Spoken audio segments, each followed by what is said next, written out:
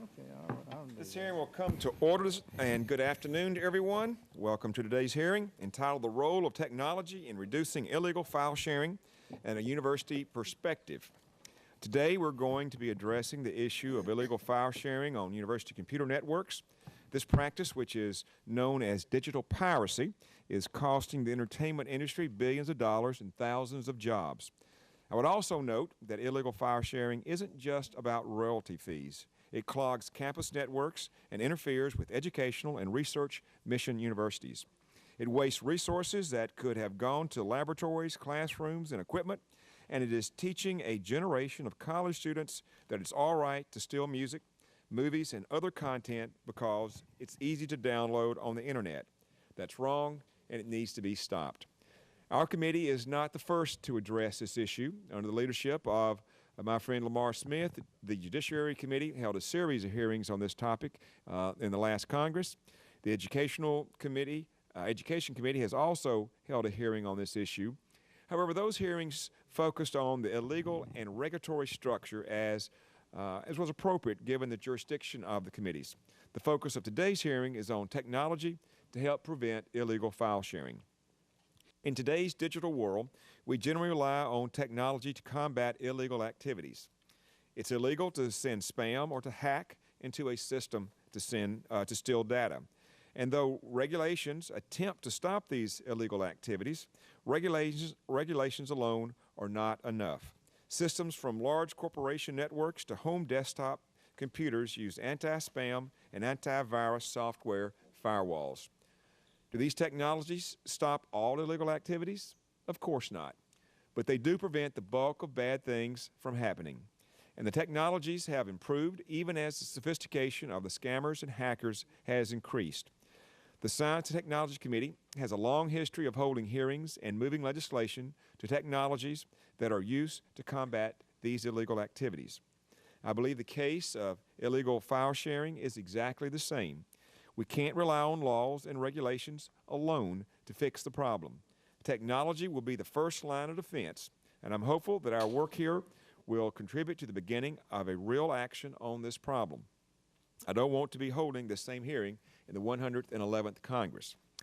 Our witnesses will focus on the use of technology to combat illegal file sharing. Some of them will discuss how their campuses decided to use technology and to reduce digital piracy. And I hope to learn about their experiences with these technologies and how well they've worked. I'm also interested in learning about the technologies themselves, how they stop copyright files from being illegally shared, and what technical issues there may be for implementing these in the campus networks. And I'm looking forward to hearing about an important cooperative project between higher education and the entertainment community to rigorously test and evaluate these technologies in an objective, scientific manner. And I want to thank our panelists for taking time from their busy schedules to appear before us today.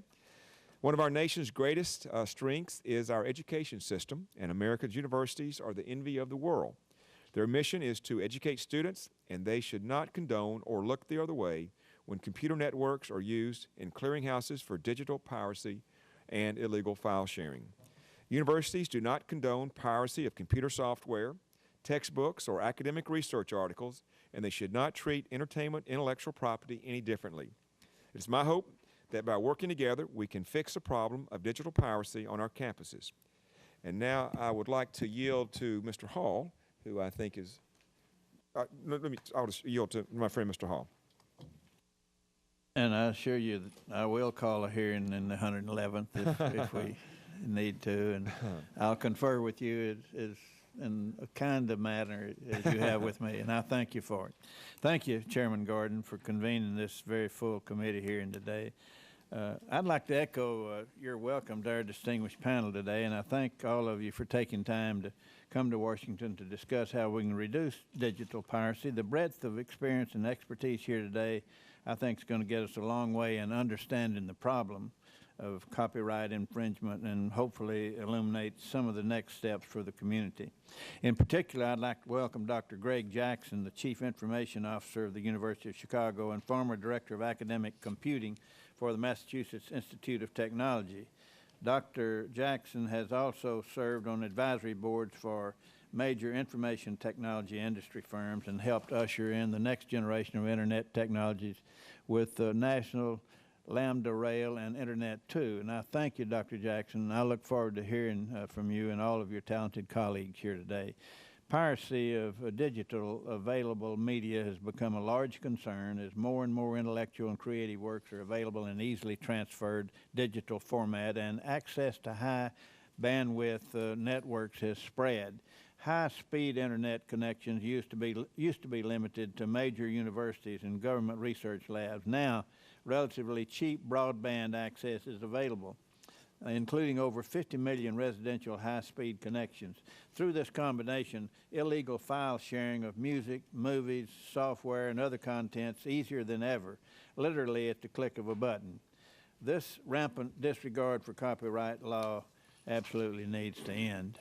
A number of other communities have met to discuss aspects of this problem. The hearing will examine today for us one detail of the larger intellectual property enforcement debate, focusing on the efficacy of technological solutions to stopping illegal file sharing. Colleges and universities hold a unique perspective, being both creators of intellectual property, internet service providers to a large and technically savvy group of students and staff, and custodians of some of the fastest cutting-edge networks in the nation. From reading our witnesses' testimony, it's clear that no single silver bullet solution is available to stop unauthorized distribution of digital media while allowing authorized traffic. The variety of campus network needs and policies with respect to the proper role of the institution in policing users leads to a very highly diverse environment. However, recent work and cooperation among higher education, copyright holders, and technology companies has helped build an understanding of these varied requirements and given us insight into how we might proceed. In the end, the technologies we'll discuss today are going to form part of a larger anti-piracy solution that also includes legal alternatives, education, and adequate protections of privacy and consumer rights. And if I have any time left, may I yield to the gentleman, Mr. Sensenbrenner. I was going to suggest that, and I'm glad you can. Mr. Sensenbrenner has an appointment to choose someone out, and so we certainly don't want to stand in his way, and would like for him to... It's the State Department on issuing passports, so there's a big problem with that. First of all, I thank both the chair and the gentleman from Texas for yielding. When I was the chair of the Judiciary Committee, I was really an intellectual property hawk, and I was the one that directed Congressman Smith to have the series of hearings in the last Congress relative to the copyright law and the enforcement of the copyright law. This hearing closes the loop on this because obviously we're never going to be able to get 100% enforcement given the massive popularity of the Internet and the new technologies for file sharing. And that's why the technologies are important to be able to prevent this from happening in the first place. I'm a graduate of Stanford University, so is my son. And when I went out to visit my son during his time out at Stanford, I frequently checked in with the front office. And one of the things that I talked about there was the problem of file sharing on university campuses. This was several years ago, and at that time, the estimate was given to me that about 80% of the broadband that the university purchased, again with the money that came from tuition and elsewhere, was used for file sharing, and only 20% was being used for legitimate research or other academic purposes. This is a staggering figure, and to say that file sharing on university campuses does not drive up the cost of education is just flat out false. And the more we can do to have the technology to prevent this from happening in the first place, the better off the kids who don't file share will be in terms of not seeing one tuition increase piled on top of another tuition increase. And in the case of public universities, administrators having to go to the legislature to get more taxpayers' dollars to be used to pay for this. So I welcome this hearing today. I'm sorry I have to go chew the Director of Consular Affairs out, but anybody who wants to travel overseas pretty soon and who doesn't have a passport yet will know that I'm doing the Lord's work there while you're doing the Lord's work here, so thank you. Thank you, Mr. Sensenbrenner. We should have called you as a witness. If there are other members who wish to submit additional opening statements, your statements will be added to the record. And now I'd like to recognize Mr. Matheson to introduce our first witness. Well, thank you, Chairman Gordon, and I do want to introduce a constituent of mine, Dr. Charles Wright from the University of Utah. He's been a member of the faculty at the University of Utah since 1984, and he has many roles he's taken there, but among the many roles, he serves as Associate Vice President for Academic Affairs and Undergraduate Studies. And in this role, he's responsible for the university's Continued Education Unit, its General Education Program, and for development of policies for educational technology and online courses. He serves on the university's academic leadership team and assists the Chief Information Officer, Dr. Stephen Hess, in the development of institutional policies regarding institutional data access and security. And in 2001, he chaired a committee that wrote the current institutional policy governing copyright ownership for works created using resources at the University of Utah. So I want to welcome him as a witness, and Mr. Chairman, I'll yield back. Thank you very much. And our second witness is Dr. Adrian Sanuer, the Vice President and University Technological Officer at Arizona State University, which is in the district of Mr. Harry Mitchell. And Mr. Mitchell had a conflict, but he said he sends his best, and I understand you're going to be meeting with him later. He's another valued member of this committee. And our third witness is Mr. Vance Ikasoria, President and CEO of Audible Magic Corporation of Los Gatos, California. Our fourth witness is Ms. Cheryl Elzie, the Dean of the University Libraries at Illinois State University and a member of the management team of the Digital Citizens Project. And Mr. Hall has already introduced the Republican witness today. And so we're all glad you're here. As our witnesses know, your statements have been made a part of the record. And we hope that you can summarize. We try to keep it within 5 minutes, but we want to be sure that you feel comfortable getting your full point. And then we'll introduce our members for 5 minutes. So we'll now start with Dr. Wright. Mr. Chairman, members of the committee, I'm pleased to appear today to share some of the experiences of the University of Utah in reducing illegal peer-to-peer sharing of music and video files. My name is Chuck White, and I serve as Associate Vice President for Academic Affairs and Undergraduate Studies at the University of Utah. First of all, I want to stress that respect for copyrights lies at the heart of what universities do. Students and faculty enjoy the protection of intellectual property that we create every day through scholarly research. As teachers, we enjoy special privileges from the doctrine of fair use, which permits limited use of copyrighted materials for nonprofit educational purposes. Therefore, when members of our community abuse copyrights of others, whether it's plagiarism or through peer-to-peer file sharing, we take this very seriously. At the University of Utah, we've adopted a two-pronged approach to reducing illegal peer-to-peer file sharing. First of all, we continuously monitor our networks to identify high-bandwidth users in all areas of the campus network. Each week, every local area network manager receives a report of the top talkers on his or her local area network. Each LAN manager is responsible for assessing whether the high bandwidth activity is an appropriate use of university resources, and if not, that person is responsible for correcting the situation. In the part of our network that serves the student residences, we run the Audible Magic software, which monitors network traffic to detect and block the transmission of copyrighted works that are registered with Audible Magic. These are mostly music recordings and movies. In addition, we automatically terminate network access to any student computer that has a total volume of outgoing network traffic that exceeds 2 gigabytes in a single day. Whenever this happens, someone from our information security office follows up with the user to determine whether or not the network activity was appropriate. That person then takes action to either restrict the activity or to allow it to continue.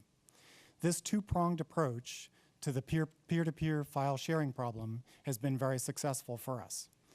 We reduced the number of DMCA copyright abuse notices from RIAA, MPAA, and others by more than 90%. We currently deal with only 2 or 3 notices per week. After implementing this strategy about 3 years ago, the university saved about $1.2 million per year in internet bandwidth charges. In addition, we saved an estimated $70,000 per year in personnel costs that would have otherwise been required to investigate and respond to copyright abuse complaints. Every time our Information Security Office investigates a valid complaint or finds an instance of illegal file sharing activity, the user must agree in writing to abide by the university's acceptable use policy in order to have his or her network access restored. The rate of repeat offenses is low. In more than 10 years, there have been only 3 instances where a user's network access was permanently revoked.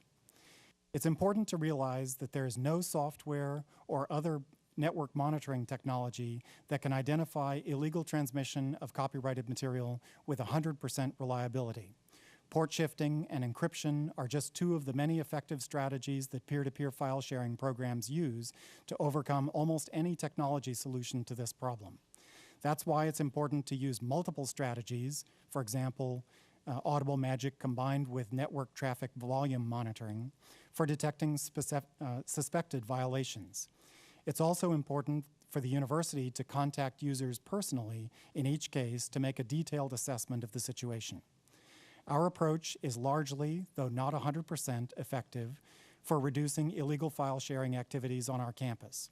It allows us to block some content automatically, and it allows us to ensure that our network bandwidth resources are used appropriately, while at the same time respecting the privacy of individual users.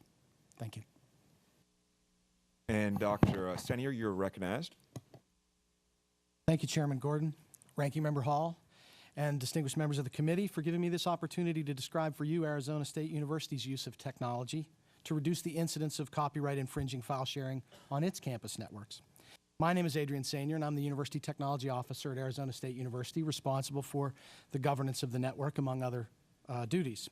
As one of the nation's largest universities, with over 65,000 students attending its 4 campuses in the metropolitan Phoenix area, ASU provides its students, faculty, and staff with an extensive and evolving array of computing and communication services. These services have become a core enabler of the university's academic and research missions and will continue to do so in the foreseeable future. To govern the legitimate use of these services, ASU has developed an acceptable use policy for its computing and communication services that expressly forbids their use to transfer or exchange files when that transfer or exchange would infringe on copyright. Users of the university's computing and communication services must electronically agree to this policy as a condition of connection. The policy explicitly forbids the use of university communications or computing infrastructure for any unlawful communication, including threats of violence, obscenity, child pornography, copyright infringement, and harassing communications. I'm pleased to report that, despite some reports to the contrary in the popular press, ASU has a relatively low rate of complaint about the illegitimate use of its network from copyright holders, such as the RIAA. ASU's complaint rate, which is the number of individuals alleged to have distributed copyrighted content per 1,000 students, is less than half 1%, the lowest among the 25 institutions for which the RIAA released data this past spring. In a recent letter to university presidents around the nation, the RIAA outlined a set of 4 best practices that they recommended that universities employ to prevent or reduce student exposure to lawsuits. ASU was an early adopter of these practices, and they're the cornerstones of our successful containment efforts. The first recommended practice is education. ASU incorporates education about the illegitimate use of networks in our new student orientations, our residence hall orientations, and our twice-yearly information security orientations. The second recommended practice is to offer students a legitimate online service as an alternative to illegitimate file sharing. Beginning in July of 2005, ASU was an early adopter of one such service, a digital entertainment network designed specifically for college students known as Ruckus. ASU's subscription provides its students with downloadable access, legal downloadable access, to 2.7 million songs, full-length feature films, short-form video, sports clips, and music videos, as well as access to a social network site focused on the network. The third recommended practice is to take appropriate disciplinary action when students are found to be engaging in infringing conduct online. And so, in addition to sanctions available under applicable law, ASU and Regents policy, ASU can impose temporary or permanent reduction or elimination of access privileges to computing and communication accounts, networks, or ASU-administered computing rooms, services, or facilities in the event of infractions. The RAA's final recommendation encourages universities to implement technical solutions to restrict, filter, or curtail peer-to-peer file sharing. Any technical solution must balance the rights of copyright holders with the legitimate uses of the university's network and its users' expectations of privacy and academic freedom. Beginning in December of 2000, ASU's first attempt at such a solution was a packet shaping solution. The packet shaping solution restricted the amount of bandwidth available to peer-to-peer file sharing to a portion of the network bandwidth so that we could contain how much file sharing was being done. But by 2006, the amount of legitimate network traffic had grown so high that reinvesting in that solution, which had cost the university about $250,000, seemed the wrong alternative. After evaluating several different products and approaches, we finally settled on Audible Magic's CopySense network appliance. The CopySense product does not disable peer-to-peer networking services or restrict the bandwidth available to them. Instead, the CopySense appliance treats copyrighted material as if it were a computer virus on a P2P network. It works by blocking the exchange of copyrighted content while allowing legitimate files to transfer unobstructed. While our technical team was skeptical of this approach at first, our initial tests convinced us that the CopySense approach would provide us with a viable solution. We installed the CopySense solution in spring semester without fanfare. It was configured to reject any traffic identified as registered commercial music, likely commercial music, commercial film and TV, or likely commercial software. And it began rejecting about between 5 and 10% of the overall network bandwidth immediately, identifying that traffic as the exchange of copyrighted material. Overall, I would classify our adoption of CopySense as one of the easiest technical adoptions we've undertaken, and that it has thus far caused very little disruption in our community. The list price is just over $200,000, and so that will, as a Pioneer reference account, we'll probably end up spending closer to half of that for an implementation of ASU scale. While we at ASU are pleased with our new technical solution, we remain concerned about the potential for ongoing arms races. Peer-to-peer services have evolved to defeat countermeasures before, and it would be foolhardy to think that they won't continue to do so. And as long as these arms races continue, universities will be called upon to continue to expend resources in the defense of copyright that they might spend otherwise. We therefore applaud the progress that many in the market have made in developing new and more effective business models for the consumer-friendly distribution of electronic content, and look forward to the day that these improved services make copyright-infringing file exchange unattractive to all but the fringe of our community. Thanks again for this opportunity to share Arizona State University's experiences with you. Thank you, and Mr. Ikasalia. Good afternoon, Chairman Gordon, Ranking Member Hall, and distinguished members of the committee. My name is Vance Ikazoya, and I'm President and CEO of Audible Magic Corporation. Thank you for your invitation to appear today. By way of background, Audible Magic provides solutions to identify and manage electronic media, including preventing its piracy. My testimony here today is intended to provide an overview of the technological aspects of this issue, not to advocate a specific public policy position. Audible Magic has developed a technical solution called the CopySense appliance. Our product provides universities the ability to automate the education process, enforce network use policies related to copyright, while protecting students' privacy and academic access to technology. We introduced this solution in late 2003, and to date have over 80 customers worldwide. We have over 70 higher education customers that range in size from as few as 150 students to large public universities. Our experience has shown that the use of technologies such as CopySense has significantly reduced piracy on campuses. On one college campus, we saw within 1 month an 80% decrease in total network traffic, a 71% decrease in the number of users of file sharing applications, and finally, the file sharing traffic itself dropped from 20 gigabytes per day to effectively 0 in less than 1 week. CopySense appliance was designed to intelligently detect and manage copyrighted content transfers over public file sharing applications like BitTorrent and Gnutella. Using our copyright identification technology, the system matches unknown files transferred over known public peer-to-peer file sharing applications to a database of copyrighted materials that have been registered by the copyright owners. Our design philosophy is based upon the belief that peer-to-peer technology is not the problem.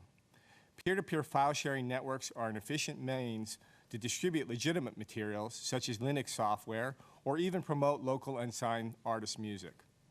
However, it is the unauthorized transfers of copyrighted works whose owners do not want their works copied that is the problem. Our product allows the technology to work for everyone. The system can be used to allow content owners, such as a local garage band, to designate their content to be freely distributed, while a major label could designate their content to be blocked from distribution. Our product ranges in price from $5,000 on a small network to about $100,000 for a larger university network, depending on the bandwidth managed. I would like to highlight for the committee the new capabilities introduced this year, which are specifically designed to support universities in their mission to educate students.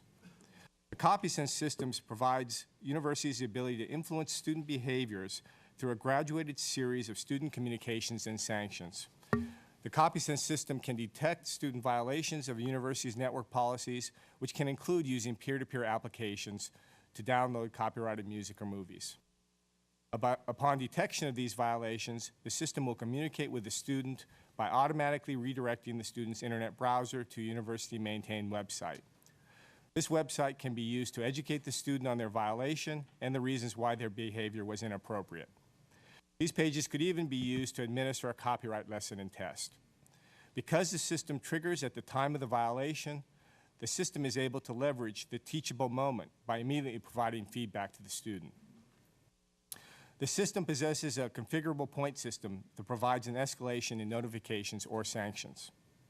The system could be configured to direct communications privately to the student violating the school policy. Any other information or reports could be restricted from access by others. In this way, the system can comply with most universities' privacy policies. I would like to point out that no technology is or will ever be a 100% effective solution, no matter what the context. But I will also propose that a solution does not have to be 100% to be effective and to make a difference on campuses. One issue we hear from larger universities is the concern that our technology cannot handle their high bandwidth networks. First, our system is not an inline device. If an inline device is not fast enough, or even worse, fails, it can slow down or stop network traffic.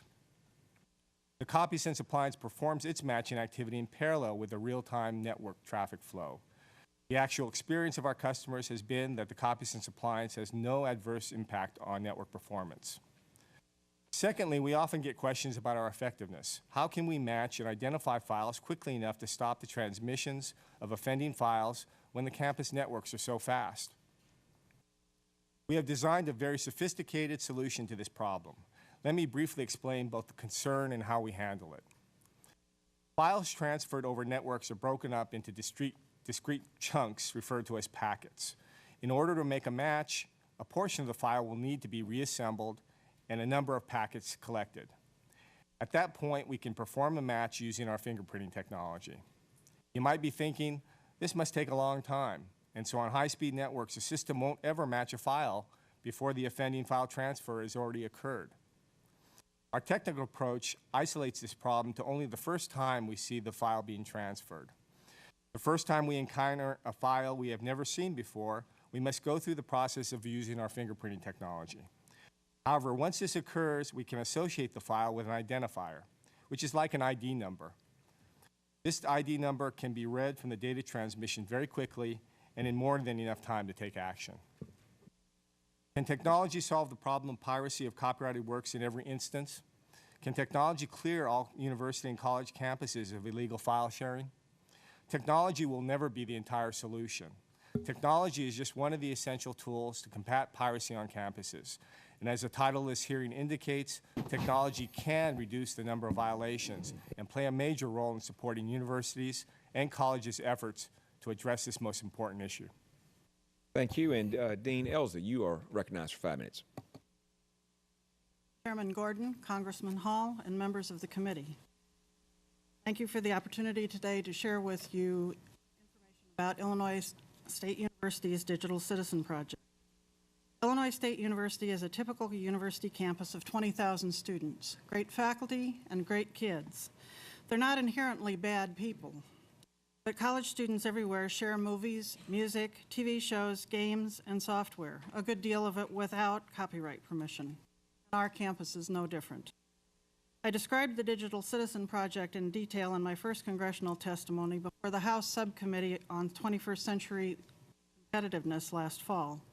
But briefly, this project started back in 2005 when we received nearly 500 copyright violation notices. The pivotal moment for me came personally, though, when we received 4 subpoenas for students who were going to be sued. I think I felt the situation more deeply because I myself have a son at Illinois State. What would I think, or how would I react if this was my child being sued? To tell the truth, I'd be raising hell with the university for not protecting my son. Why did they let him do this? Why wasn't someone watching? So what could ISU do? The simple answer seemed to be, why don't we go ask them what they want? Them, in this case, was the RIAA. So we did. Though no institution had actually come to them before, the good news is they were willing to talk, and that 28 months ago marked the beginning of our project. From the first, the project leaders felt it was crucial to work with everyone, literally everyone, in solving this issue. We've worked closely with RIAA and MPAA as our main long-term project advisors and supporters. We're also partnering with EDUCAUSE and the American Council on Education, and we've talked to the American Library Association and the Association of Public Television Stations. From the monitoring and enforcement industry, we've had Packeteer on campus for a long time, and we've talked to or worked directly with Audible Magic, Red Lambda, Interasys, eTelemetry, ALOT, Safe Media, and others. We're investigating still more, like the Bradford Networks. Legal digital media services we've met with include CDigix, Ruckus, Apple, Napster, Passalong, and XM Satellite Radio. New ones surface almost every day. We came to Capitol Hill on 5 occasions and met with the staffs of dozens of congressmen, senators, and committees, both Democrat and Republican. We've gone to almost a dozen agencies looking for funding, and we're still looking. We've even talked at some length with the Electronic Freedom Foundation. They gave us what we considered high praise when they said, after a long conference call, that our project sounded, quote, as good as they could hope for.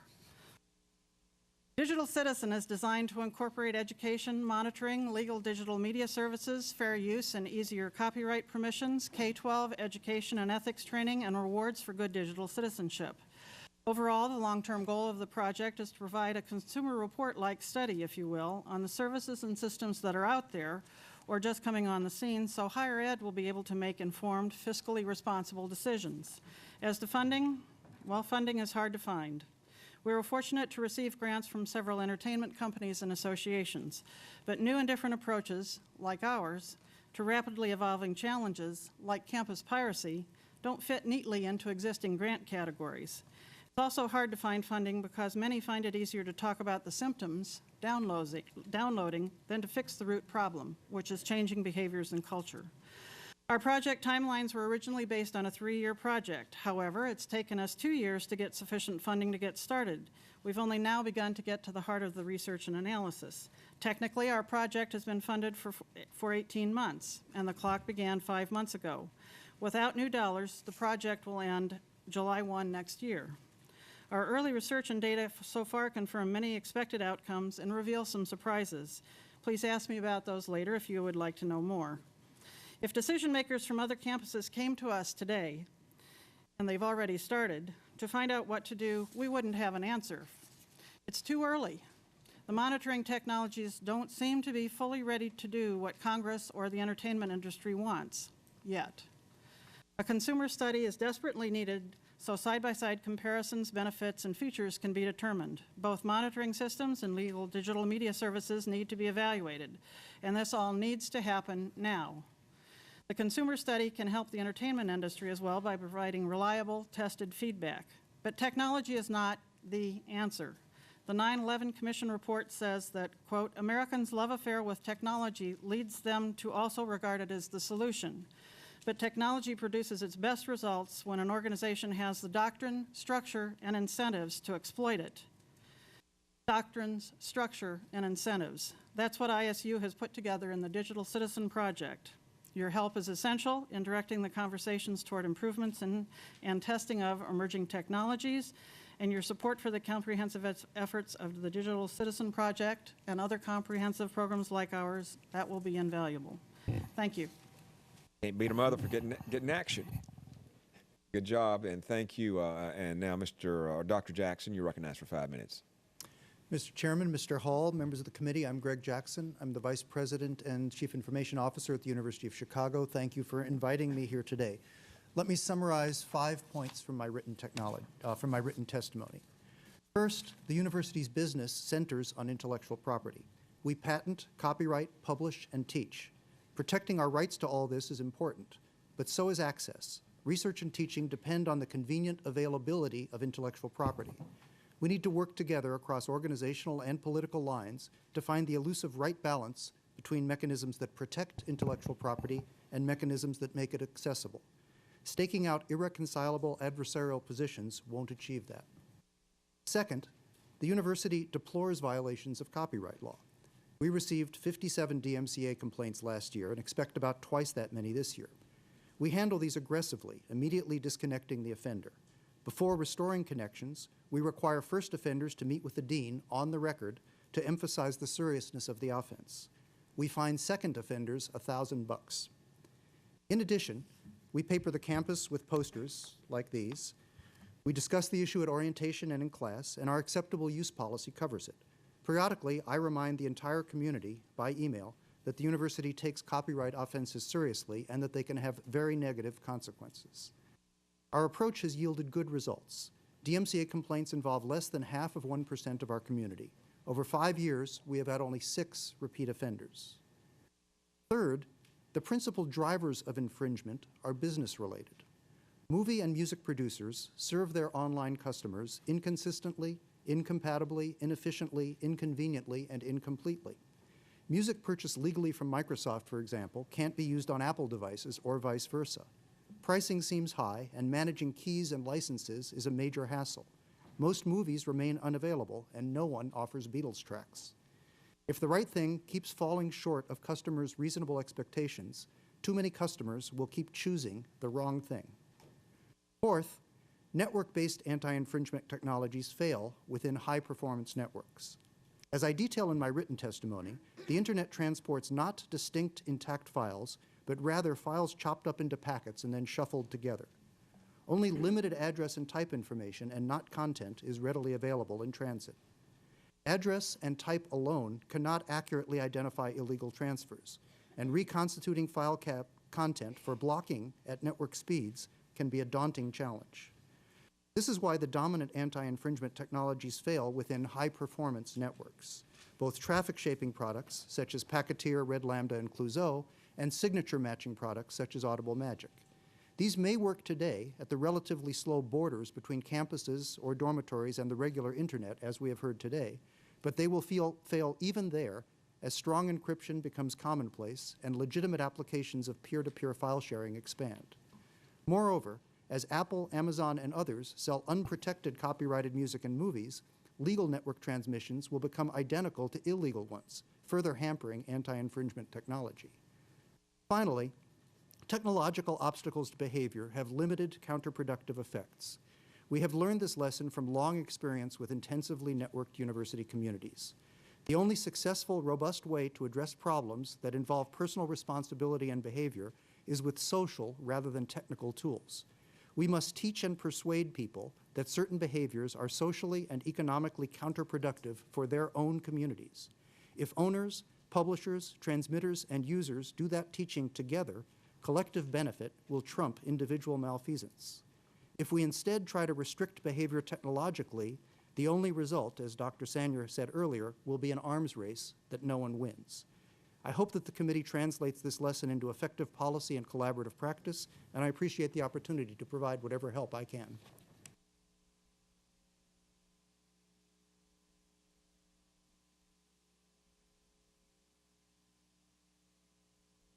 As I said, excuse me, we're going to start today. We'll start now with our questions, and I'll begin with the chair.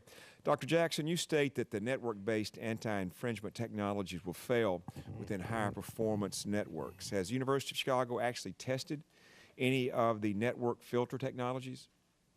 We've used Packeteer extensively, and we actually. But I was asking you about, have you tested the network filter? The filtering one. We are in the process right now. But so you haven't done that yet. You haven't tested it yet. We have not done it yet. Correct. So it's a little hard to say that, would seem to me, and with such certainty if you haven't tested it yet. Well, we had engaged. We talked to Automobile Magic at length at a conference in the fall. But you haven't tested it, although they had agreed with the although gentleman. you've stated unequivocally that it won't work. Correct, Mr. Chairman. Okay. And you've also said that technological obstacles to illegal behavior have only limited and transitory effects. Do you believe that this is true for spammers and computer hackers and people who develop computer viruses? And if so, why does the University of Chicago use anti-spam, antivirus software and firewalls? And why should illegal shareholders sharing be any different from these other illegal activities? Well, let me say two things about that, because that's an excellent question. The first is that spam and virus filtering actually work very well because they run on people's own computers, and they run in a way that really doesn't interfere with anything else. So people do not perceive any problem from doing that. But are they 100% effective? They're pretty close to 100% effective, yes, up in the 80 to 90% effectiveness. If we could have a tool that we could persuade people to install that would run at that level of effectiveness and do the filtering accurately, we wouldn't have any objection to that. We have not seen that yet. The second issue is why we believe that we've been able to persuade people to do this technologically but not to do the other. And the truth is, it took us several years to persuade people that they actually should install this. And the key things, unless people are very good about their passwords, are very good about not sharing them, are very good about not letting their kids use their machines, and a variety of other problems, all of the antivirus and anti-spam stuff is ineffective. We've had very good success finally getting people to not share their passwords and not share their machines, and that's purely behavioral influence. I don't want my time to run out here. You raised a question that was similar to Dr. Sanier, and that is if there's an arms race, and where does it stop? I mean, to some extent, we've seen this with, I think, spammers and others, and hopefully, as you say, it's been somewhat successful. Mr. Ikasoya, could you address your thoughts on this arms race?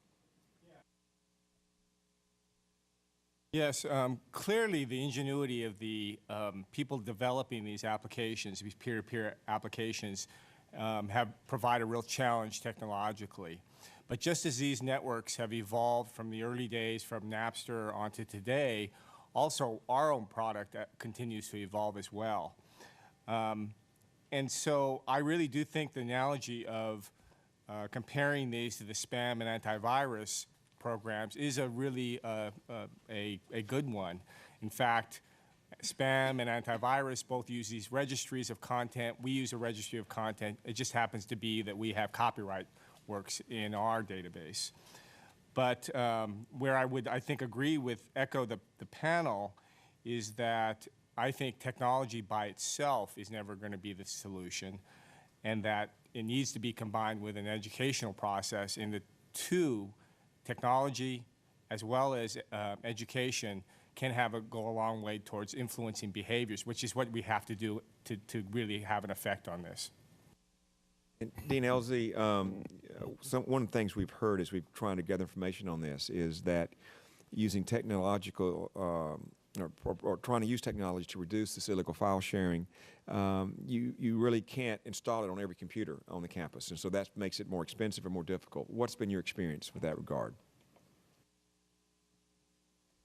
We've been looking at technologies that will impact all of our students and all of our faculty and staff, as opposed to just the residence halls and some other areas. So we're looking at more global opportunities to install both filtering and education technologies and softwares that will take care of it. Have you found that the vast majority of the file sharing was from the residence halls? Yes, we did. Some of our early studies and snapshots that we've been able to do over the last 18 months have shown that by far the majority of the file sharing is done in the residence halls. I think it was 97%. Our 97% of the file sharing that's happening is there, but only 26% of the computers on campus are doing any file sharing at all. So it's 97% of 26%. So it's much smaller percentage than we expected to find.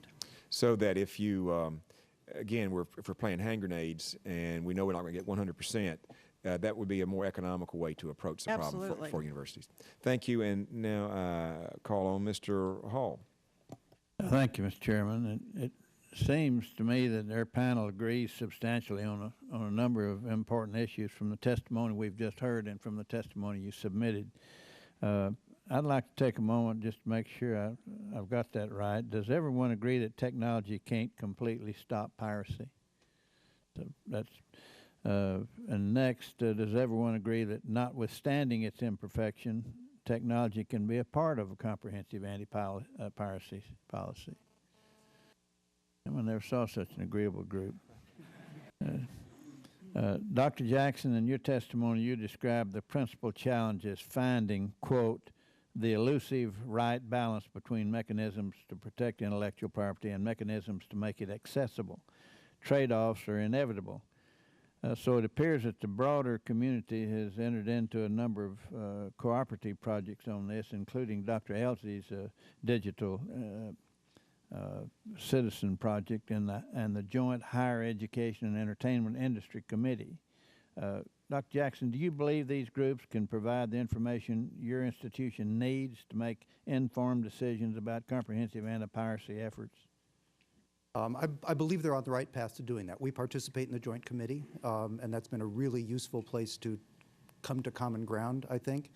I mean, in a sense, there's been better discussion on the technological pieces than on the educational pieces. So each of us is doing our own educational thing, and it's been much harder to find a coherent campaign that we can all do together that will really help students understand that they're shooting themselves in the foot. One day you think there'll be technology that'll do that? I don't think there'll ever be technology that'll do it perfectly. It's interesting, if you look at spam and viruses, we've pretty much won the battle against viruses. Spam, most of us who run large email systems believe we're losing that battle, and that within the next year or two we will have lost it completely. Do the other panelists agree that vendors, higher education, and the entertainment industry are making some progress in this area? You want to care to comment on that? I think that the progress you are making. Yeah, I think it's clear that we're making significant reduction. I think that all the panelists agree that this is an evolving issue, that the technologies that sharers are using will require escalating countermeasures in that arms race that I referenced, but that also the industry itself is making progress. Probably the most significant technological advance, or advance of any kind, in this area is the introduction of rights-free, the ability to purchase rights-free music, that it meets consumers' demands. That, more than anything else, will reduce the demand for illegal file sharing by providing an excellent legal alternative. Dr. Elsey, I mentioned you in my question. What is your opinion on the progress that's been made? I think there's been a significant amount of progress, particularly because we've been able to talk to different groups and get different people to the table that haven't been before. I think evidence of the improvement that we're seeing is that the entertainment industry itself is taking great strides. One of the ways that a lot of the monitoring systems will find digital files is through some sort of electronic signature on the file. And for example, we've seen an increase of 40% in how many of the files are signatured. The caution here is that music industry has gone from 11% to 51% files found. So we can only find 1 out of 2 illegal file transfers. The electronic file signatures for movies are almost non-existent. And you can't find and stop what you can't find. So we're hoping that the entertainment industry will continue its efforts to try to individualize their files so that the tracking systems can actually be more accurate. And as they become more accurate, then higher education is going to be much more ready to adopt them. You know, we haven't talked about expense and the cost of that technology. Maybe there's no good comparison here, but 15 years ago, E-Systems, a company that had national, international operations, had indicated that they had technology that could protect our border, but it was too expensive. And now here, 15 years later, they're talking about building a 20-foot wall or putting a National Guard down there to lock arms on it, and question on what kind of expense that's going to take. And they don't think that's going to be too much if it takes that to protect the border. And you feel that we ought to go to that expenditure if it takes it to stop the piracy. I'm sure you all agree that we should, don't you? Do you not? And I'm not going to ask you where's the money going to come from, because I think you all have a good idea about that. My time's up. Thank you, Mr. Chairman. Thank you, Mr. Hall. Mr. McNerney is recognized.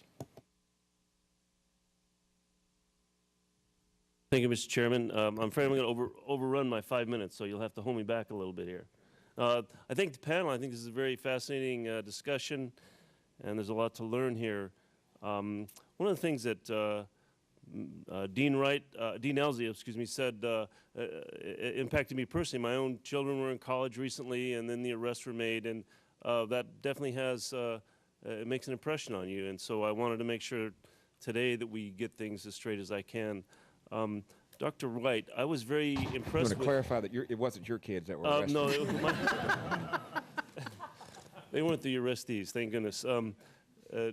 Dr. Wright, I was very impressed by your approach. You're using, and I think that's probably common here, you're using the technology to the ability that you can, but you're also using the people in responsible positions in your university to make sure that the law is followed. And that must mean residence monitors and people at different levels. Are they as willing to participate in this, or is there feedback? It seems like that's an opportunity for abuse at some level that would put people at risk that may not want to be in that position. So this activity is centered in the university's information security office, and we only deal with about 2 or 3 instances of suspected abuse each week. So it's a part-time task for one person in our ISO office, and it's not that big a deal. So we don't get non-technology people involved in the process, but when something occurs, somebody from our ISO office goes and visits with a student or a computer user and makes a detailed assessment of the situation. And that's really necessary because it's not possible to tell with a 100% reliability if a suspected case of copyright abuse was actually legitimate or not. Well, one of the things you mentioned was, I think you said 2 gigabytes. If there's 2 gigabytes of download in a day, then that account is identified in some way. Do you stop the transfer of data during the process, or do you wait till the process is finished and flag it and then confront the person, or how does that work? We stop that process immediately, automatically. It's a network switch. And usually the next day, somebody from our information security office follows up with the user to figure out what was going on. There are only 2 cases that I know of where we cut off a student's network access inappropriately. In both cases, they were using voice over IP software to talk with their parents or grandparents. And what we did was we restored the network access and actually raised the threshold for those 2 students so it wouldn't happen again. Thank you. Dr. Sander, I'm sure I'm not pronouncing your name correctly, but I was kind of interested in this Ruckus software. That's something that's available to the university to download films and music and so on. But Dr. Jackson raised a good question. If you go legitimately to Microsoft or Apple, you can't share files. Does Ruckus get around that problem? Does it allow students to play it on different platforms and so on? All of the services that you subscribe to, sir, have these liabilities because digital rights management software is still in the cumbersome stage. And so each of these systems has their own particular idiosyncrasies. So once you've adopted a system, they can service very well. But we're still not at the stage where the services that consumers can purchase or that we can purchase on behalf of our students are meeting consumer demand. And I'm hopeful that technological advances in the next 2 years or so will greatly reduce this problem by reducing the demand for piracy because the commercial services will begin to meet the demand. So you're doing a carrot and a stick here, then you're going to put technology in place, you're going to punish bad doers, and then you're going to offer something that will work maybe as well as illegal, maybe better than illegal transfers. Absolutely. It seems that that coordinated approach, I think you see everyone on the panel agree that that's the method by which this problem will get contained and ultimately solved. I got to ask a tech question here, Dr. Ikazoya. You gave a pretty good explanation of why your system doesn't interfere with bandwidth and how it works with packets. About how many packets of the initial transfer do you need to make an ID to make sure that what's being transferred is legal or not illegal anyway? The first time we, okay. The first time you see a file, we need to reconstitute, reassemble enough of the file to do the ID, which is about 20 to 30 seconds of a file, whether it's a soundtrack for a movie or a song. But once we do, as I mentioned, then we associate that identification with this ID number. Could be like a passport number, that then later on we can get after and frankly, the first or second packet. We can identify that and then block the transfer. Thank you, Mr. McNerney. And Mr. Finney, you're recognized for 5 minutes. Well, and I want to thank you, Mr. Chairman, for having this hearing. I'm one of at least 3 members of this committee that is also a member of the Judiciary Committee. I can tell you that we take property rights, and especially intellectual property rights, very seriously on that committee. We focus on that.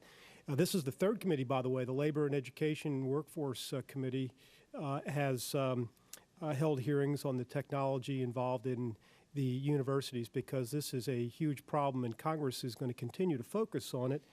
I should tell you that as an old real estate lawyer, I never tire of pointing out that most Americans think of property rights with respect to the home that they own and land that they may own as a business, but it was only as an afterthought in the Bill of Rights that the Founding Fathers got around to memorializing our specific rights to hold our real property. It was in Article 1. One of my favorite articles as a member of Congress, that the Founding Fathers pointed out the critical nature of protecting intellectual property.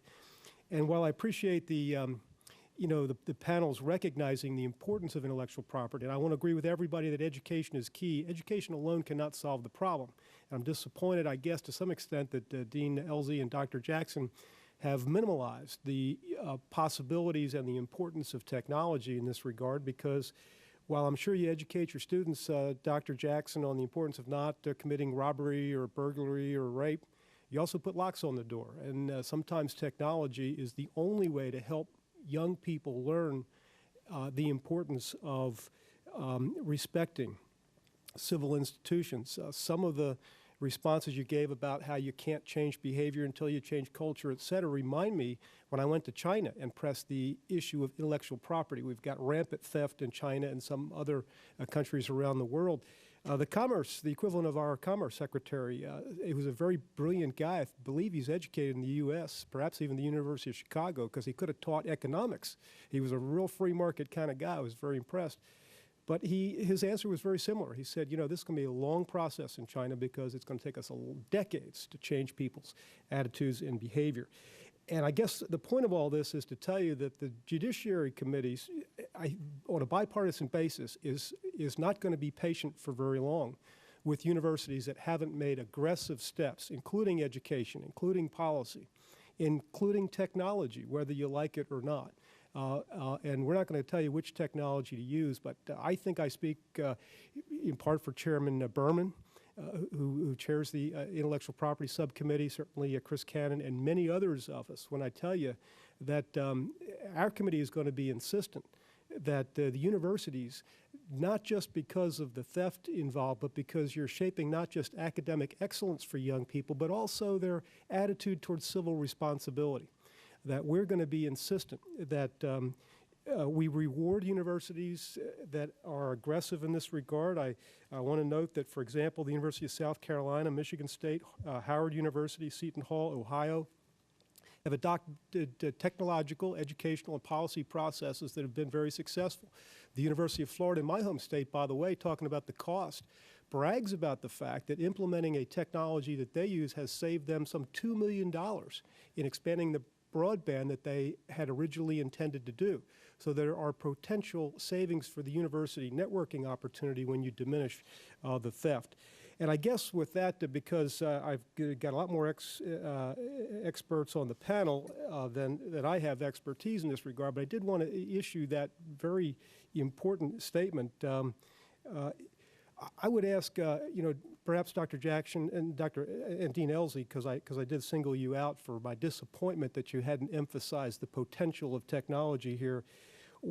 I guess I would ask you, give you a slight chance to defend your positions. We're spending a good deal of federal resources in terms of helping universities with their technological improvements, directly and indirectly through student funding, et cetera. Is it responsible for a Congress that wants to protect intellectual property rights to continue to fund network enhancements for universities if some of those enhancements are indirectly being used, in fact, to promote intellectual property theft? And with that, would allow the two of you or whoever else would like to respond. Yeah, if I may, I should say the University of Chicago does use technological means to block things. We're active users of firewalls. There's all kinds of traffic that we block from off campus. Until Packeteer failed on us, we used Packeteer very heavily to turn these things down. So we use technological means to the extent we can. And I should also be clear, I mean, my job is to make sure that our network is maximally available so that we do the best teaching and research we can. There's all kinds of other use that's going to happen with unused cycles, but anytime other use starts interfering with research and teaching, I'm not doing my job. The key thing is that the technologies that we use to keep the interfering stuff from happening have to also not interfere with the critical stuff. So when Packeteer failed on us, for example, it caused all of our commodity internet, meaning all the regular internet traffic, to stop working. And it took us a while to figure out what was going wrong and to pull the Packeteers out. But this is the kind of trade-off that's very difficult. So this is a very important technology for us. We really need it to work. But it needs to work in such a way, this is my point about trade-offs, that it doesn't tread over into throwing the baby out with the bathwater, if you will. But if I gave the impression that we're not fans of using technology to do effective screening, we absolutely are. But I do believe that at this point, the technological means available to us aren't going to get this job done, and that we need to go way beyond that. And if we rely on the technology alone, that we're not going to get anywhere. I too would like to share that we believe that technology is a part of the answer, but it isn't the total answer. And if we rely on technology too much, we're going to begin interfering with the legal uses of peer-to-peer technology and some of the educational activities that we have going on our campus. For example, there is a lot of file sharing that happens through the course of distance education. There are a lot of my own library files that are digital in nature and may use the distribution technologies that are available to us today. I'd like to not have those blocked. We believe that education can have an impact, but only in partnership with all the other things that we've been talking about. And part of the technology solution is getting legal digital media services up and available and comprehensively usable. Approximately 67% of our incoming high school seniors, college freshmen bring iPods with them, but Ruckus doesn't work with iPods. So you have a group of students who are disenfranchised unless they switch over to a different MP3 player or you offer multiple services. And when I was sitting in a focus group with a number of students, and I asked them, after they had given a presentation on illegal sites and how their students use it, everybody does it, that kind of thing, I asked them to name a legal media service for me, and they couldn't name one.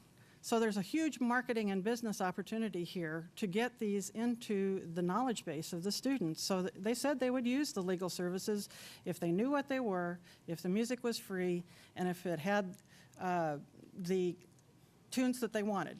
Thank you, Dean. Mr. Finney, we're going to let you join us, or join Mr. Sensenbrenner on the next committee, our next panel. And Mr. Wilson is recognized for 5 minutes.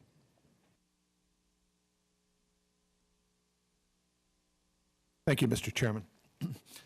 Just a question broadly, but I understand that Ohio University, which is in my district, has recently implemented some innovative procedures to fight the illegal file sharing.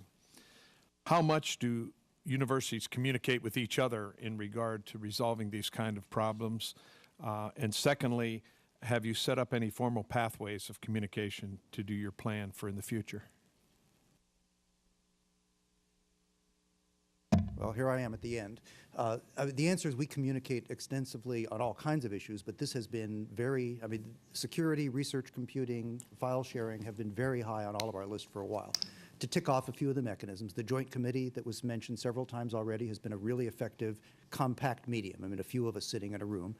EDUCAUSE, which is the umbrella organization in higher education, has a whole set of activities designed to communicate. If you look at the program, there's a huge fall conference where everybody goes, and there's a lot of the program and a lot of the side conversations that are about this. We trade notes all the time. Good. And this is really important because it's the only way that you learn. To take the chairman's point earlier, one way for us to find out if things work is to sort of try them. The other is I can go to one of our peers that's very similar to us and see what they've done, and if they've succeeded, I'm going to adopt that, and we do these kinds of things all the time. So there's a lot of communication about the technological opportunities and limits, and there's an increasing amount of communication about whether it's poster campaigns or other kinds of educational campaigns that we can do. One interesting comment that I'm not sure I should make this comment, but I will anyway. In terms of enforcement, one of the problems we have is that we have a set of students who have gotten into trouble doing this. And one of the things that's useful to make a point is to make sure the rest of the community knows that folks have gotten in trouble doing this. So public hangings, if you will. And here, curiously enough, we run into the Family Educational Records and Privacy Act, which is a federal law that says we cannot disclose this kind of thing publicly. My hope very often is that a student who we've busted and put through the process will go to our student newspaper and complain, because then the student newspaper will publish it and we get exactly what we want. But it's this curious game we have to play to try to sort of prod them to ask us a question. It's a difficult situation, and we feel badly about what's happened in Ohio.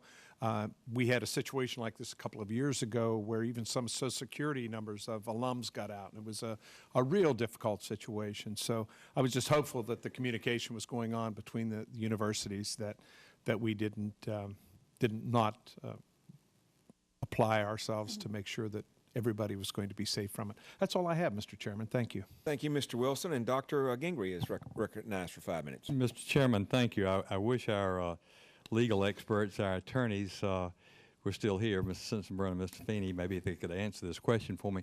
But I'm old enough to remember as a kid that you wouldn't buy all the comic books on the shelf. You would just buy maybe 10 or 15 or 20 of them, and when you got through reading them, you'd swap those with the kid across the street for the 20 that he or she had that you didn't have. And I don't know really, when you cut right to the chase, how different that is from sharing these music files. And I say that, but at the same time, I'm a real stickler and firm believer in the rule of law, and wanting youngsters, as Ms. Elsie and